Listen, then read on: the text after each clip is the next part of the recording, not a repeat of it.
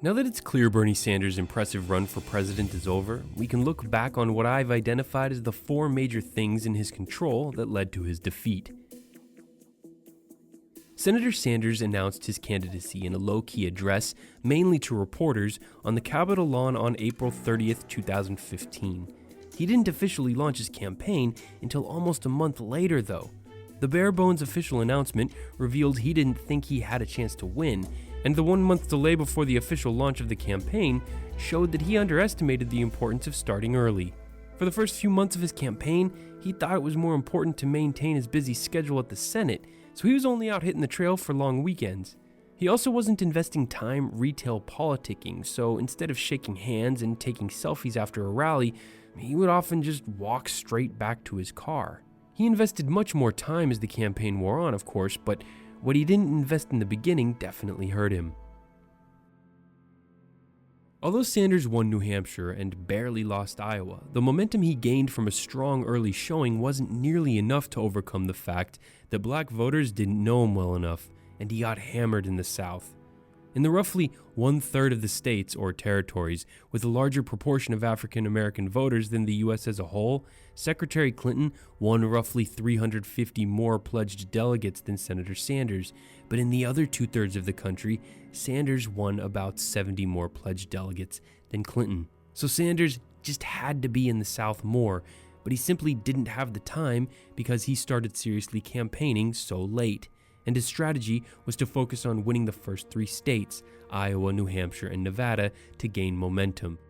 To his credit, Bernie's performance with African Americans has improved a lot, but he really needed that support to come about 5 months earlier.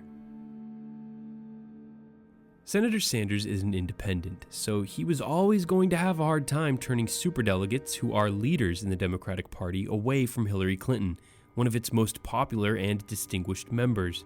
To offset her advantage, Sanders should have begun courting their endorsements long before he declared his candidacy, or at least convinced some of them to stay neutral for a while. But the fact that Hillary began her campaign with such a massive superdelegate advantage made it clear that Bernie either did a horrible job at this or just didn't even try. His own fellow senator from his own state of Vermont, Patrick Leahy, even endorsed Hillary.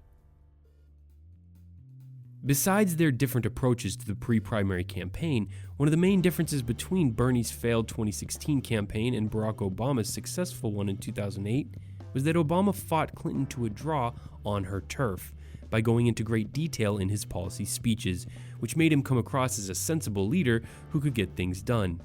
Remember, Hillary Clinton pretty much ran the same kind of issues-oriented campaign against both men, but besides his obvious natural talents as an orator and leader, what truly separated Obama was that he didn't just rely on young people on the left to support him by wide margins. He courted centrist Democrats, older voters, and independents who like to see detailed policies. Bernie's campaign was frustrating because most Americans agreed with him on nearly every issue, but Sanders never took the time to slow down and explain clearly to the American people how breaking up the big banks would work, or how we would transition to tuition-free public colleges, or how a reformed publicly financed election system would work. Still, there's no doubt the Democratic Party's system of superdelegates, the Clintons' deep party ties, and the lack of attention Bernie received in the media placed the Sanders campaign at a clear disadvantage, which makes his performance even more remarkable that just a few tweaks to his overall strategy could have landed Bernie Sanders in the White House. But we also know that the democratic system is not rigged, because if it was, President Obama wouldn't have been able to come out of nowhere to beat Hillary in 2008, and Bernie wouldn't have done nearly as well as he did this year. In the end, Bernie should be commended for changing the conversation and shedding light on many important issues. What started off 13 months ago as a protest campaign by a Democratic Socialist senator from America's second least populous state turned into one of the most impressive runs in American history. It inspired millions to think big and become involved in the political process, which will help to push the progressive movement forward long into the future. Thanks for watching.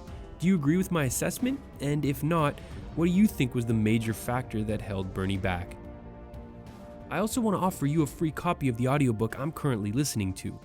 Dark money spells out exactly how America's political system has been hijacked by the Koch brothers, whose combined fortune is the largest in the world. Go to audibletrial.com/thedailyconversation, link in the description. Until next time, for TDC, I'm Bryce Plank.